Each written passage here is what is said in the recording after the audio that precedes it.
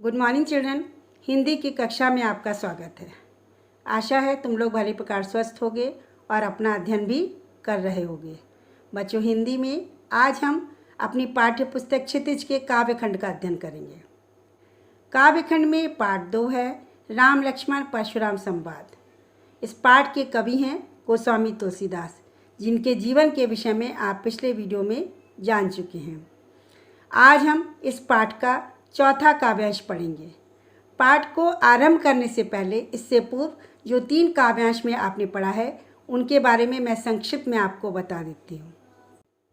सबसे पहले काव्यांश में जब श्री राम सीता के स्वयंवर में शिव जी के धनुष को तोड़ देते हैं तो उस धनुष के टूटने की आवाज़ इतनी घनघोर होती है कि तीनों लोकों में गूंज जाती है, जिसे सुनकर शिव जी के परम भक्त परशुराम क्रोधित होते हुए आते हैं और पूछते हैं कि जिसने ये शिव के धनुष को तोड़ा है वो इस समाज से अलग हटकर खड़ा हो जाए, नहीं तो उसके चक्कर में सारे राजा मारे जाएंगे।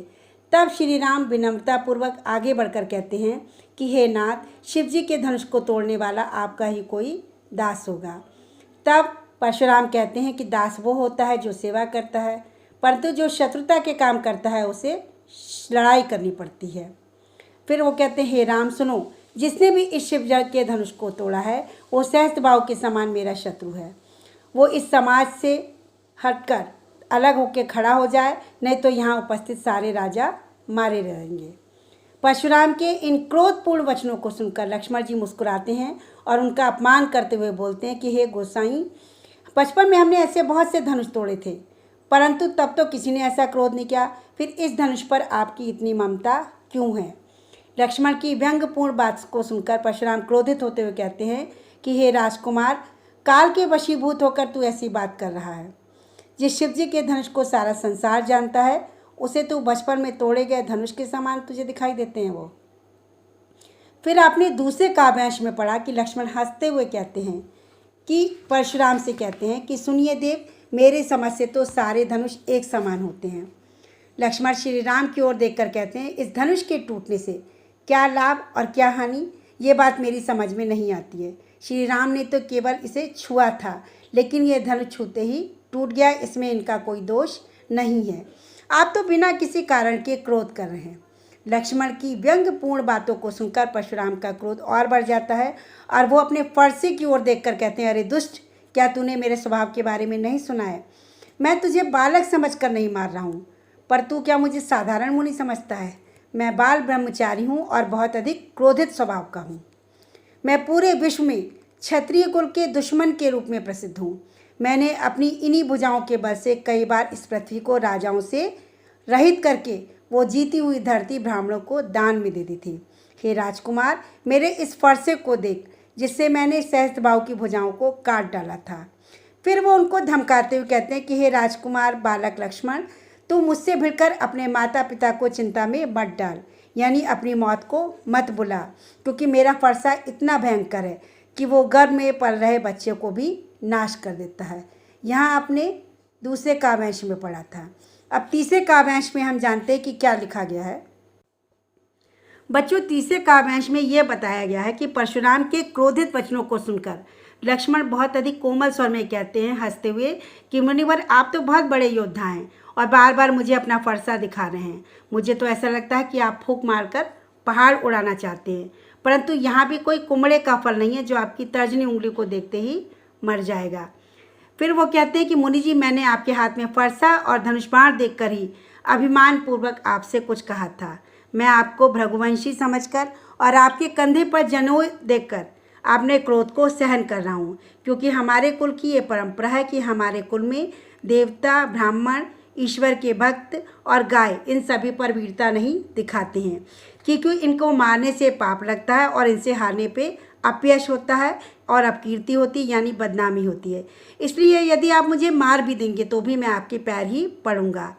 फिर वो कहते हैं, महामुनि, आपका तो एक एक वचन ही करोड़ वज्र के समान कठोर है। आपने तो व्यर्थ में ही धनुष और बाण और फरसा को धारण किया हुआ है। यदि मैंने आपसे कुछ गलत कह दिया हो तो हे महामुनि, मुझे क्षमा कीजिएगा। लक्ष्मण के ये व्यंग्य वचन सुनकर परशुराम क्रोध में आकर गंभीर स्वर में बोले। बच्चों, यहाँ तक आपने 3 काव्यांश में पढ़ा था। आज हम चौथे काव्यांश का अध्ययन करेंगे। कौशिक सुनहु मंद यहु बालक, कुटिल कालबस निज कुल घालक। भानुवंश राकेश कलंकु, निपट निरंकुश अबुध असंकु। काल कबल होई छन माही, कहो पुकार खोरि मोहि नाही। तुम हटको जो चहो उबारा, कहे प्रताप बल रोष हमारा। लखन कहु मुनि सुजस तुम्हारा, तुम्हें अच्छत को बर न पारा। अपने मुँह तुम आपनी बन्नी, बार अनेक भांति बहु बन्नी। नहीं संतोष तो पुनि कछु कहो, जनि ऋषि रोग के दुसख दुहु सहो। वीरवती तुम क्षीर अशोभा, गारी देत न पावौ शोभा। सूर समैर करनी करहीं, कहीं न जना भई आपु। विद्यमान रन पाई रिपु, कायर कथई प्रतापु। सबसे पहले हम इस काव्यांश के शब्दार्थ देखेंगे। कौशिक विश्वामित्र को कहते हैं। विश्वामित्र का नाम कौशिक भी था। तो कौशिक किसे कहा गया? विश्वामित्र को। विश्वामित्र कौन थे? राम लक्ष्मण के गुरु थे, जिनके जो अपने साथ सीता के स्वयंवर में राम और लक्ष्मण को लेकर गए थे। कुटिल कहते हैं दुष्ट को। कालबस यानी काल के वशीभूत होकर या मृत्यु के वशीभूत। घालकू कहते हैं घातक को। भानुवंश सूर्यवंशी को कहते हैं। राकेश कलंकु का अर्थ होता है चंद्रमा पे कलंक के समान। निपट कहते हैं पूरी तरह। निरंकुश कहते हैं जिस पर किसी का बस न चले, अर्थात उद्दंड। अबुध कहते हैं नासमझ या मूर्ख को। असंकु कहते हैं शंका रहित। काल कबलू काल का ग्रसित या मृत। क्षण माई थोड़ी देर में या क्षण भर में। खोरी कहते हैं दोष को। हटकौ कहते हैं रोको। उबारा माने बचाना। सुजसु कहते हैं सुयश या सुकीर्ति को। करनी कहते हैं काम को। बरनी कहते हैं वर्णन किया। दुसह कहते हैं असह जो सहन ना हो। वीरवती वीरता का व्रत धारण करने वाला। अछोभा क्षोभ रहित। गारी कहते हैं गाली को। सूर कहते हैं शूरवीर को। समर कहते हैं युद्ध भूमि को। रन कहते हैं युद्ध को। कथई प्रतापु प्रताप की डींगे मारना यानी अपनी वीरता के बारे में वर्णन करना। अब हम इसका भावार्थ देखेंगे। कौशिक सुनहु मंद यहु बालक, कुटिल कालबस निज कुल घालक। परशुराम लक्ष्मण की व्यंग भरी बातों को सुनकर क्रोधित हो जाते हैं और विश्वामित्र से कहते हैं कि कौशिक सुनो ये मंद बुद्धि बालक। पहली आधी लाइन का अर्थ है कौशिक सुनहु मंद यहु बालक, कौशिक सुनो ये मंद बुद्धि बालक, कुटिल कालबस निज कुल घालक। ये दुष्ट है और काल के वशीभूत होकर अपने कुल के लिए घातक बना हुआ है। भानुवंश राकेश कलंको, ये सूर्यवंशी चंद्रमा पर कलंक के समान है। निपट निरंकुश अबुध शंकु, नीरा उद्दंड है, मूर्ख है और शंका रहित है। काल कबलु होई क्षण माई, ये थोड़ी देर में काल के मुंह में समा जाएगा, यानी थोड़ी देर में मैं इसको मार डालूंगा। कहो पुकारी खोरी मोहि नाही, तब तुम मुझे कोई दोष नहीं देना। तुम हटक जो चाहो उबारा, कही प्रताप बल रोष हमारा। यदि तुम इसे बचाना चाहते हो तो इसको मेरे प्रताप बल और क्रोध के विषय में बताकर इसे अधिक बोलने से मना कर दो। परशुराम विश्वामित्र से कहते हैं कि लक्ष्मण के लिए कहते हैं उद्दंड है और ये थोड़ी देर में काल के वशीभूत होकर मेरे हाथों मारा जाएगा, या थोड़ी देर में मैं इसे मार डालूंगा। तो यदि तुम इसे बताना चाहते हो तो मेरे प्रताप बल और क्रोध के बारे में बताकर इसे अधिक बोलने से मना कर दो। लखन कहूँ मुनि सुजसु हमारा तुम्हारा, तुम्हें अच्छत को बर न पारो। तब लक्ष्मण मुस्कुराते हुए कहते हैं और इस पर भी नहीं मानते हैं कि हे मुनि, आपके रहते हुए आपके सुयश का कोई दूसरा वर्णन कैसे कर सकता है। लखन कहूँ मुनि सुजस तुम्हारा, तब लक्ष्मण कहते हैं कि हे मुनि, आपके यश का वर्णन कोई दूसरा कैसे कर सकता है। तुम्हें अच्छत को बरने वाला, आप ही अपने मुँह से अपना वर्णन बार बार कर रहे हैं। अपने मुँह तुम आपनी बनी, आप अपनी पीरता को इतनी बार आप अपना वर्णन कर चुके हैं।